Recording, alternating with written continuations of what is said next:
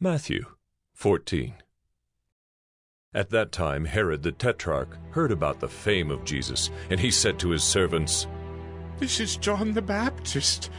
He has been raised from the dead. That is why these miraculous powers are at work in him."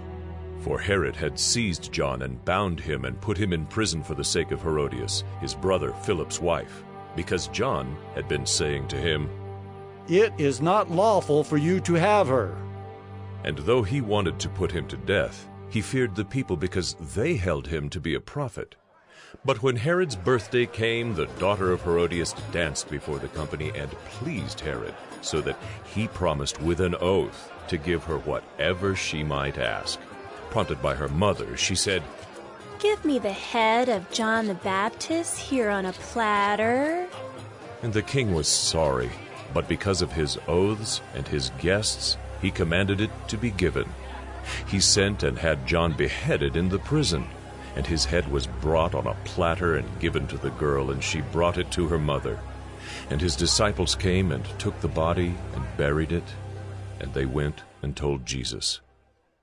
Now when Jesus heard this, he withdrew from there in a boat to a desolate place by himself. But when the crowds heard it, they followed him on foot from the towns. When he went ashore, he saw a great crowd, and he had compassion on them and healed their sick. Now when it was evening, the disciples came to him and said, "This is a desolate place, and the day is now over. Send the crowds away to go into the villages and buy food for themselves." But Jesus said, "They need not go away. You give them something to eat." They said to him, "We have only 5 loaves here and 2 fish. And he said, "Bring them here to me." Then he ordered the crowds to sit down on the grass, and taking the 5 loaves and the 2 fish, he looked up to heaven and said a blessing.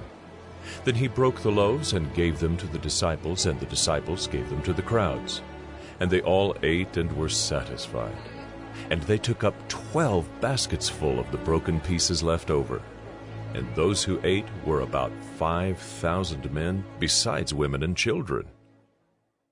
Immediately he made the disciples get into the boat and go before him to the other side while he dismissed the crowds. And after he had dismissed the crowds, he went up on the mountain by himself to pray. When evening came, he was there alone. But the boat by this time was a long way from the land, beaten by the waves, for the wind was against them.